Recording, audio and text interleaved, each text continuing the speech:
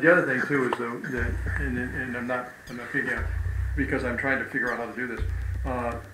We refer to children as issues. Children are not issues. The way we're treating the child is the issue, and that there's a subtle distinction there. But I think when you can break that, and you make a politician go up against your child, they have a really difficult time. When you make a politician do a school tour, right? It's like a test drive. It's very different. You leave and you're like, man, the car was great. and so I think this is sort of one of the problems with the movement is that we sell things like lists to both to parents and to politicos. It's like, look, if we do these 10 things, schools are going to be better, and that's so transactional. It's stupid, right? If you, even a step above the grassroots level.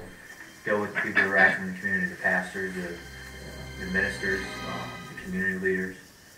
Start from there, and it'll be a top-down change. So they'll say, hey, look, here's a great idea, here's a great program that benefits the children. We have a lot of issues in our community. This will solve it. They'll go out and they'll spread the word. So the messenger is the most important thing. It's more important than the message, right? Like you can work on what your policy is because it's going to keep evolving, but who people hear this from the first time is like the most critical thing. So if it's a leader in the community, if it's a friend, if it's a family member, like that is just totally different than you hearing about it from somebody you don't know, somebody you never had a chance to sit down with, and then you make a decision about it, before anything happens. I like the community because you know why? Because the community, they're the people that are going to, that has the children.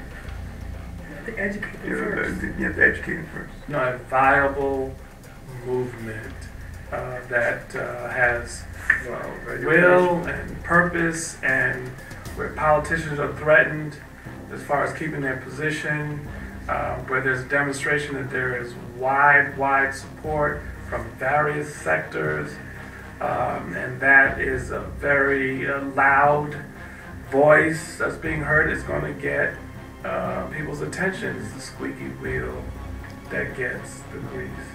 Yeah. Okay. I forgot to produce a movement. Yeah. Put a face on it.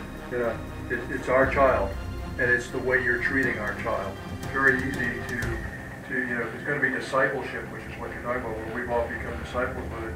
And it isn't the wonderful things and the highs that we celebrate. It's something that makes it count. It's a drudgery every single day, and we're convincing, we're telling people, objectives like I'm going to talk to 3 people every day, and I'm going to tell them about choice. And so you have to consider the scale of the ask when we're telling people that it's like, look, the best way to do this is to approach it in a way where you're the person that's in control. Right now, you're absolutely not in control, and you think you are. I think that we just need to get the message out that there is a solution. Sure. Because I deal with a lot of young parents. And that's the whole thing. Because everybody's crying in our community. We need a solution. Our children are dying in the streets. But they need to make the connection that if we have to go back and rehaul our education system. Because whenever I put this out to somebody, they're like, well, how can I get that? I want to send my child to a private school. They're on board. They're on board, but they've been told a school choice is you can send your child to a school outside the district.